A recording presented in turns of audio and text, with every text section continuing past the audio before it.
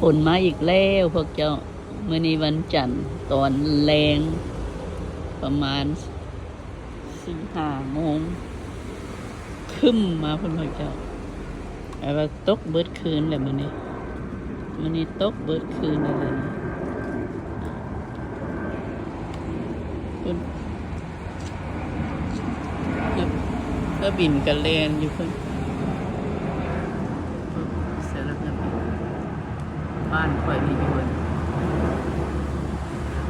อยู่ทางก็บินลงเลยบ้านยวนอยู่สีไข่ก็คือกันทั้งเรือบินขึ้นเรือบินลงอันนี้อเมริกาก็แต่ว่าถ้าเรือบินมันมานี่มันลงนี่มันก็สิร้ายก็เลี้ยนแถวลงมาสิเดียวเราสิลงมาจังสีมันก็มาจังสีมาจังสีเริ่มมาแล้วฝนมืดครึ้มมาเพิ่นกำลังสีมืด4-5 โมงแรงแล้ว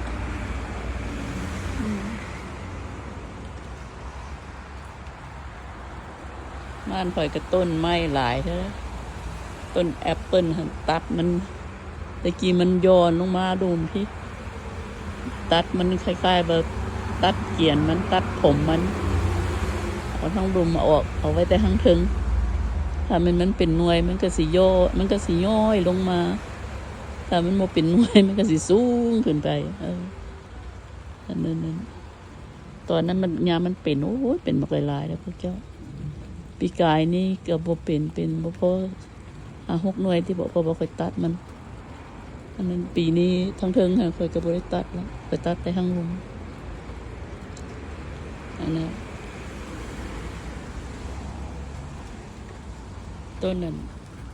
ต้นแป้งเนาะไอ้ไซเอาให้ยังอยู่เด้อไอ้ไซต้นแป้งเนาะกำลังงามอันนี้กับมีอย่างก็ต้นนกว่ะต้นนกนี่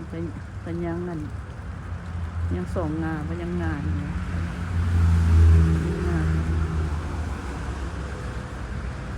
ต้นนั้นต้นใบยานางหรือว่าหม้อน้อยตายเลย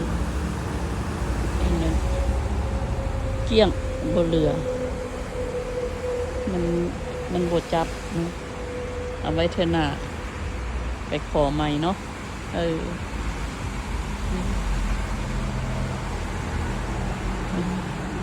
คึมทุกคน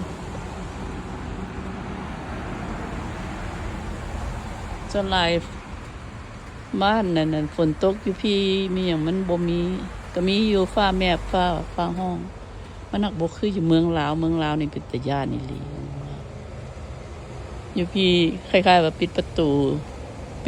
เมื่อแล้วมันก็บ่ได้ยินเนาะมันอยู่เมืองลาวเฮานี่ติมันเลยได้ยินตึงต่างคนละขี้ยาน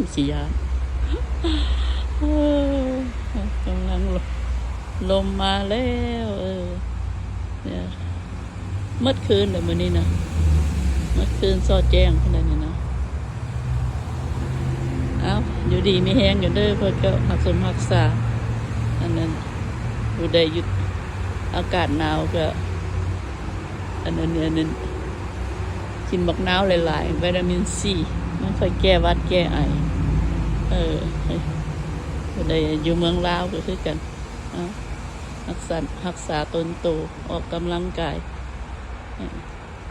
ไปก็ได้ออกกำลังกายทุกมื้อเอาบ๊ายบายนาวบ๊ายบาย